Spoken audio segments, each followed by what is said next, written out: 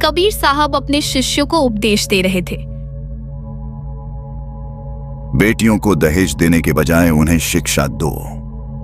अक्षर ज्ञान होने के बाद वह वेदों और पुराणों को समझेंगी। बेटियां बेटे से कम नहीं होती। जी गुरुजी, मुझे आपका ज्ञान समझ में आ गया है। चाहे मेरी बेटी का विवाह हो या ना हो, मैं दहेज नहीं दूंगा। मैं आपके वचनों पर चलूंगा। जो गुरु वचन पर डट गए रे कट गए फंड 84 का।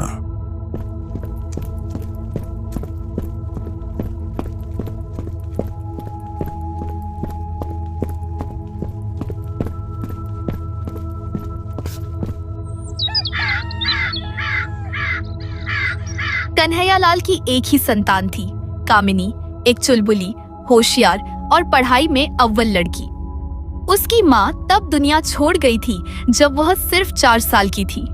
कन्हैयालाल ने उसे माँ और बाप दोनों बनकर पाला।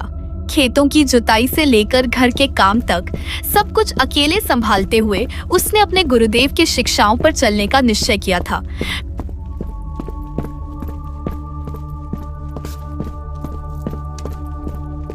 मेरी बेटी दहेज में नहीं जाएगी, बल्कि भगवान के आशीर्वाद से इस दुनिया को जीतेगी। मैं कबीर साहिब जी का शिष्य हूँ। धनीपुर गांव की गलियों में सुबह सुबह जब औरतें कुएं से पानी भरने जाती तो बातें चलती। कन्हैयालाल की लड़की बड़ी हो गई है, अब तक शादी नहीं की। कहता है बिना दहेज के देगा बेटी को। पता नहीं कैसा गुरु बनाया है। गुरु ने दहेज देने से मना कर दिया। ऐसा कैसा गुरु है? गुरु तो हमने भी बनाया है। हमारे गुरु ने तो कभी ऐसा नहीं कहा कि बेटियों को दहेज मत देना। अरे हम दहेज नहीं देंगे तो हमारा पुण्य कैसे बनेगा? अरे हाँ, और तो और, पता नहीं कितने नियम हैं उसके। दारू शराब नहीं पीना, चलो यह तो अच्छी बात है, लेकिन दहेज नहीं देना, यह इसका क्या मतलब है? अरे कोई लेगा भला ऐसे? इतना भी घमंड ठीक नहीं। लड़की तो आखिर पराया धन है, कभी ना कभी तो भेजनी ही पड़ेगी। कन्हैयालाल चुपचाप सुनता रहता। गांव के तानों की उसे आदत हो गई थी, लेकिन वह जानता था कि उसकी यह चुप्पी कोई कमजोरी नहीं, बल्कि उसकी भक्ति में संघर्ष का हिस्सा है। गांव में लड़कियों को 8वीं के बाद स्कूल भेजना गलत समझा जाता था। लड़कियां घर के काम के लिए होती हैं, किताबों के लिए नहीं। यह सोच गहरी जड़ें जमा चुकी थी, लेकिन कन्हैयालाल ने कामिनी को शहर के स्कूल में दाखिला दिलाया। हर दिन 5 किलोमीटर साइकिल से ले जाना, फिर खेत जाना, यही उसकी दिनचर्या थी। गांव वालों ने विरोध किया। पंचायत बुलाई गई। सरपंच बोले, कन्हैयालाल, तू अपनी बेटी को स्कूल भेजकर गांव की लड़कियों को बिगाड़ेगा। अगर पढ़ाई से बिगड़ती है तो फिर अपने बेटों को क्यों पढ़ाते हो? कन्हैयालाल का जवाब सुनकर सभी सन्न रह गई। कामिनी के मन में कभी डर नहीं था। वह जानती थी कि उसके पिता उसकी ढाल है। कामिनी पढ़ाई में हमेशा अव्वल आती रही। उसके चेहरे की चमक और आंखों में एक सपना था। पिताजी, मैं आपकी बेटी नहीं, आपकी सबसे बड़ी जीत बनना चाहती हूँ। कन्हैयालाल गर्व से कहते, जब मेरी बेटी अधिकारी बनेगी तो मैं चौपाल में बैठकर बताऊंगा मेरे गुरुदेव की शिक्षा क्या है। जब कामिनी 20 वर्ष की हुई तो पहला रिश्ता आया। पास के गांव से एक बैंक कर्मचारी का। लड़के वाले शहर से थे, लेकिन सोच पुरानी थी। दहेज में एक गाड़ी, एक फ्रिज और 2 लाख रुपए नकद दे दीजिए। लड़की हमें पसंद है। कन्हैयालाल ने सिर झुकाकर कहा, माफ कीजिए, मेरी बेटी बिकाऊ नहीं है। मैं आपकी सारी मांगें पूरी नहीं कर सकता, लेकिन हाँ, मेरी बेटी की अच्छाई जरूर दे सकता हूं। मेरी बेटी पढ़ी लिखी है, परमात्मा की सत भक्ति करती है। आपके घर में जाएगी तो आपके घर को स्वर्ग जैसा बना देगी।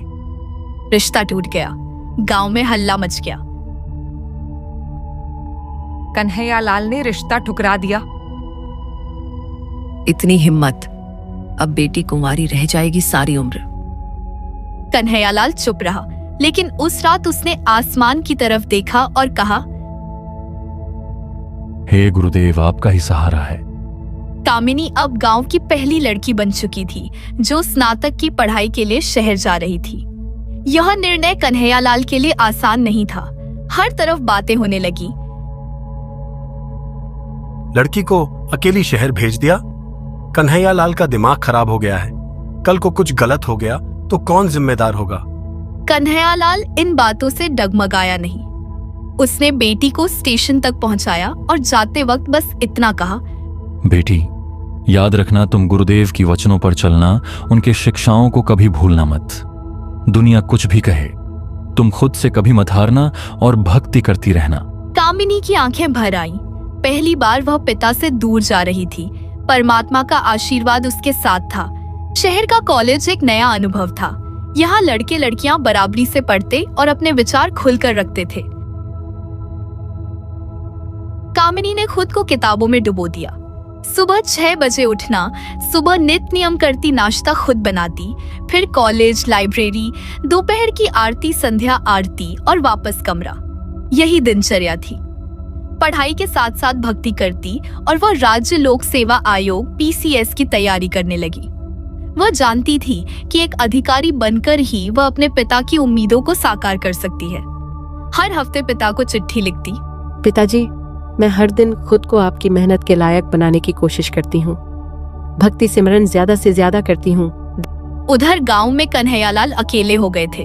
खेत वही थे, काम वही था, लेकिन बेटी के बिना घर सूना लगता। गांव वालों की बातें अब और जहरीली हो चली थीं।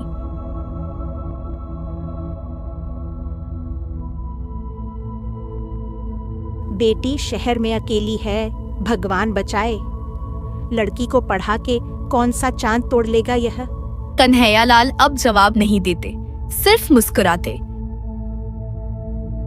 मेरी बेटी को कुछ नहीं होगा। वह अब मेरी ही नहीं, अब परमात्मा की भी बेटी है और मैंने उसे परमात्मा के भरोसे ही भेजा है। 3 साल बीत गए।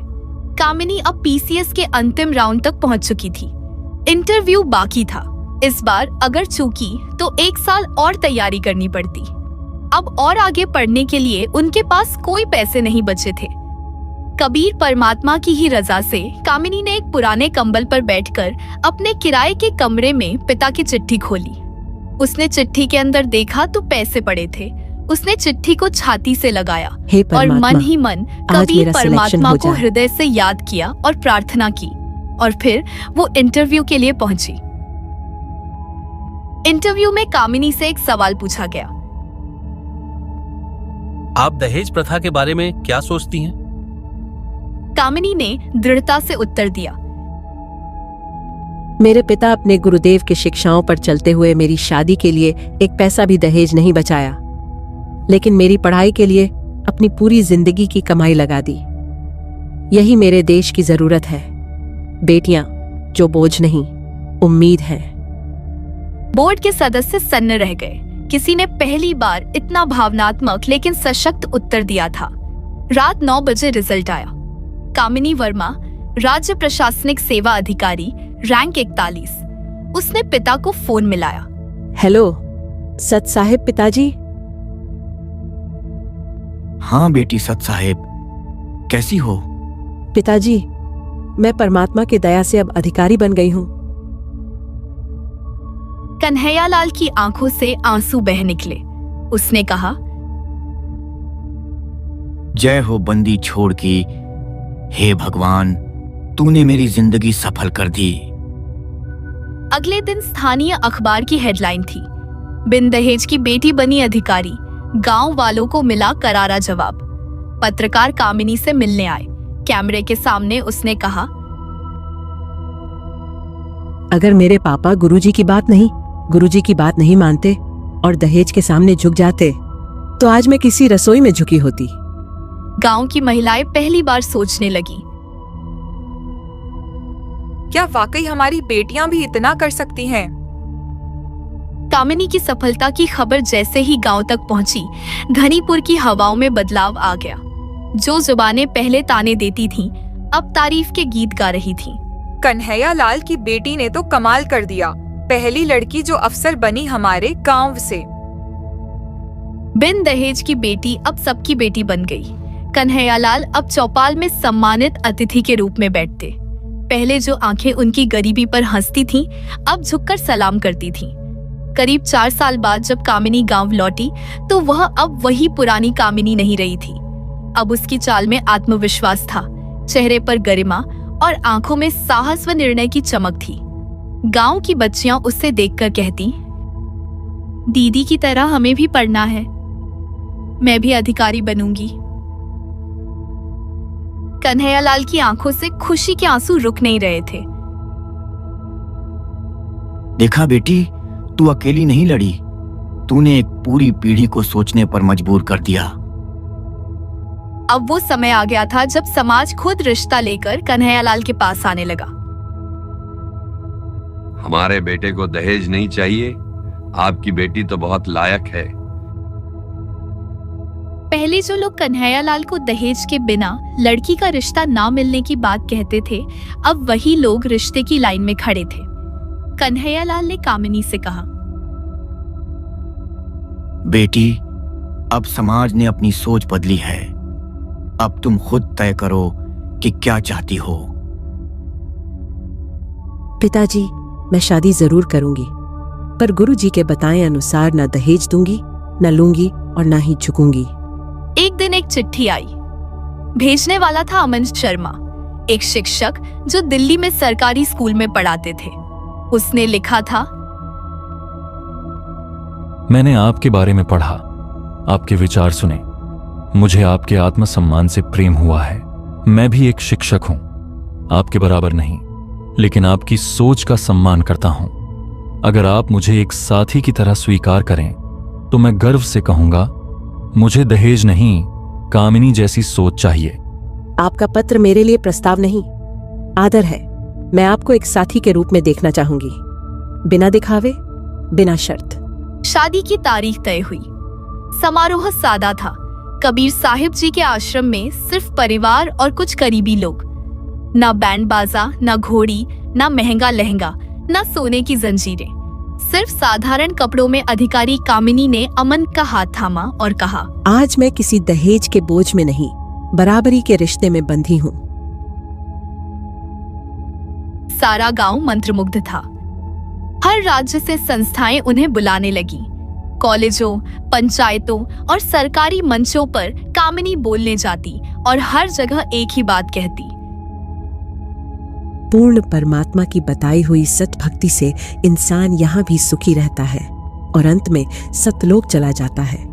भारत की संसद द्वारा अनुमोदित दहेज निषेध अधिनियम 1961 और बाद में भारतीय दंड संहिता की धारा 304B और 498A सहित विशिष्ट भारतीय कानूनों के तहत दहेज का भुगतान लंबे समय से प्रतिबंधित है। फिर भी इन कानूनों पर फिर अमल नहीं हो रहा है। दहेज प्रथा क्यों समाप्त होनी चाहिए?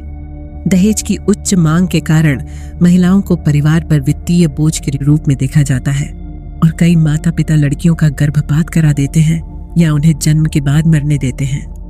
यह महिलाओं को पुराने सदैव मूल्यन और भारी लैंगिक असमानता दोनों की ओर ले जाता है। कामिनी ने अमन और अन्य समाज सेवकों के साथ मिलकर एक राष्ट्रीय याचिका तैयार की। दहेज मांगने पर सख्त सजा और बिना दहेज विवाह को टैक्स लाभ। यह प्रस्ताव केंद्र सरकार तक पहुंचा। कई सांसदों ने समर्थन किया। कुछ महीनों के भीतर इस पर चर्चा शुरू हो गई। कामिनी संसद की सामाजिक न्याय समिति के सामने बोलने पहुंची। उसने आंकड़े रखे। हर साल दहेज के कारण 7,000 से अधिक मौतें, लाखों गरीब परिवार कर्ज में, पढ़ी लिखी बेटियां घर बैठी क्योंकि शादी की कीमत नहीं चुका सकते। बातों के अंत में कामिनी ने कहा, मैं एक किसान की बेटी हूँ। मेरी शादी में सिर्फ एक जोड़ी कपड़े लगे थे, लेकिन आज मैं आपके सामने खड़ी हूँ। अगर मैं कर सकती हूँ तो हर बेटी कर सकती है। बस सबको सत्पिसा भक्ति पर लगना होगा। 1 वर्ष बाद राष्ट्रपति भवन से पत्र आया। आपको महिला सशक्तिकरण के लिए पद्मश्री सम्मान से नवाजा जाएगा। समारोह के दिन कामिनी ने मंच पर आकर राष्ट्रपति के हाथों पद्मश्री ग्रहण किया और फिर भीड़ की ओर देखा। वहां पहली पंक्ति में बैठे थे कन्हैयालाल। वही किसान, वही कुर्ता, वही झुकी हुई पीठ, पर आंखों में चमक ऐसी जैसे सारा जीवन सफल हो गया हो। राष्ट्रपति ने कहा, यह पुरस्कार सिर्फ कामिनी का नहीं, हर उस पिता का है जिसने अपनी बेटी को बोझ नहीं। सर समझा? कन्हैयालाल की आंखों से आंसू बह निकले। उन्होंने धीरे से कहा, यह शिक्षा मेरे गुरुदेव का है। सम्मान मिलने के बाद कामिनी ने अपने गांव धनीपुर में एक नया स्कूल खोला, कन्हैयालाल कन्या विद्यापीठ। इस स्कूल में कोई फीस नहीं ली जाती थी, सिर्फ एक शर्त थी, लड़की हो या लड़का, दोनों को समान शिक्षा मिलेगी। अमन अब विद्यालय का प्रबंधन संभालते और कामिनी समय निकालकर बच्चों के साथ कबीर परमेश्वर का ज्ञान चर्चा करती। कामिनी और अमन ने मिलकर बिन दहेज की बेटी को एक राष्ट्रीय संस्था में बदल दिया। उसके 3 मुख्य लक्ष्य थे: दहेज रहित विवाह को बढ़ावा देना, लड़कियों की शिक्षा और आर्थिक आत्मनिर्भरता सुनिश्चित करना, और सब भक्ति को हर व्यक्ति को समझाना। संयुक्त राष्ट्र ने कामिनी को वुमेन ऑफ चेंज अवार्ड के लिए न्यूयॉर्क बुलाया। वहां 60 देशों की महिलाओं के बीच उसने हिंदी में भाषण दिया। मैं उस देश से आती हूँ जहाँ दहेज एक प्रथा है और विरोध एक पाप, लेकिन मैं उस घर से आती हूँ जहाँ बेटी इज्जत थी, बोझ नहीं। और आज मैं दुनिया से कहती हूँ, अगर हम अपनी बेटियों को सत्य भक्ति दें तो वह पूरी पीढ़ी बदल सकती है। जिस समाज में बेटियां बिकती हैं वहां इंसानियत मरती है। जहां बेटियां भक्ति करती हैं वहां भविष्य मुस्कुराता है और हम यहां से सतलोक जा सकते हैं। बेवजह बेटियों को बोझ बनाकर रखा है दहेज, एक भयानक और अनैतिक प्रथा है जो समाज की पीड़ा बन गई है। दहेज प्रथा शादी जैसे एक पवित्र आयोजन को कलंकित कर देती है। वह दहेज प्रथा ही है जिसके कारण विवाह जैसा एक पवित्र आयोजन केवल एक व्यावसायिक व्यवस्था में बदल जाता है। दहेज प्रथा के चलते समाज में महिलाओं की स्थिति बहुत दयनीय है। जब तक इस व्यवस्था को समाप्त नहीं किया जाता तब तक भारतीय समाज में विकास की कोई गुंजाइश नहीं है। सरकार ने 1961 से दहेज निषेध अधिनियम लागू किया है, पर समाज पर इसका कोई उत्साहजनक प्रभाव नहीं पड़ा है। समय बीतता गया। कामिनी और अमन ने जोर जोर से कबीर परमेश्वर के ज्ञान का प्रचार किया। फिर सभी गांव वाले कबीर परमेश्वर के ज्ञान को धीरे धीरे समझने लगे। जो लोग पहले कबीर परमेश्वर के नियमों को गाली देते थे, आज वह उनके सत्संग में जाने लगे और उनसे उपदेश लेने लगे। नाम, शोहरत और पैसे के लालच ने लोगों में इंसानियत खत्म कर दी है। प्रश्न जैसे दहेज अच्छा है या बुरा, दहेज के प्रभाव क्या हैं, दहेज का उद्देश्य क्या है, दहेज अवैध क्यों है, भारतीय दुल्हनें दहेज क्यों देती हैं, दहेज के कारण क्या हैं, दहेज मृत्यु कांड क्या है, दहेज प्रथा की रोकथाम क्या है, दहेज प्रथा का समाधान क्या है, समाज के लोगों से बार बार पूछने की आवश्यकता है ताकि मीडिया और पत्रकारिता की शक्ति से इस अभिशाप को एक सामाजिक मुद्दे के रूप में उठाया जा सके, क्योंकि यह लोकतंत्र का चौथा स्तंभ है। आइए हम इन विषयों और समस्या के समाधान पर प्रकाश डालते हैं। दहेज के प्रभाव के बारे में सभी जानते हैं और फिर भी लोग इसका अभ्यास करते हैं क्योंकि पैसे के बढ़ते लालच और दहेज के लेन देन के दिखावे ने इस अभिशाप को एक भारतीय विवाह की रस्म में बदल दिया है। लोगों का मानना है कि बिना दहेज के शादी नहीं हो सकती। दहेज एक ऐसा शब्द है जो सभी को समझ में आता है क्योंकि यह पैसे के आदान प्रदान से संबंधित है और लोग इसे अच्छी तरह से जानते हैं। दहेज के आदान प्रदान में वृद्धि का मुख्य कारण धन या महंगी वस्तुओं को उपहार के रूप में स्वीकार करने का लोभ है। लोगों के पैसे के लिए बढ़ते लालच के कारण कोई भी इस मुफ्त की अच्छी खासी दौलत को खोना नहीं चाहता। जैसा कि दहेज का कारण सभी को पता है, प्रभाव भी किसी से छिपा नहीं है। दहेज का भार लड़की के परिवार को उठाना पड़ता है। सबसे पहले दहेज की व्यवस्था करना, या हम कह सकते हैं कि दूल्हे के परिवार की उक्त मांगों को पूरा करना, हर दुल्हन के पिता के लिए आसान काम नहीं है। यदि दहेज मांग के अनुसार दिया जाता है तो भविष्य में लगातार ऐसी मांग होती रहेगी, और यदि मांग के अनुसार दहेज नहीं दिया जाता है तो शादी के बाद लड़की को कम दहेज लाने के लिए प्रताड़ित किया जाता है, जो बदले में उसके माता पिता को प्रताड़ित करता है और मानसिक दबाव उत्पन्न करता है। दहेज के नाम पर लोग शादी के चक्कर में खासकर लड़की पक्ष के लोगों की भावनाओं और भरोसे से खिलवाड़ कर रहे हैं। हालांकि सरकार ने दहेज प्रतिषेध अधिनियम 1961 लागू किया है, फिर भी इसकी स्थापना के दिन से ही स्थिति दिन ब दिन खराब होती जा रही है। कानून का कोई क्रियान्वयन नहीं है। दहेज के आदान प्रदान को रोकने के लिए हमें अत्यधिक अनुशासन के साथ इसके आदान प्रदान को समाप्त करने पर सख्त कार्यान्वयन की आवश्यकता है। यदि नहीं तो मामले इसी तरह बढ़ते रहेंगे और दुष्प्रभाव बढ़ते रहेंगे।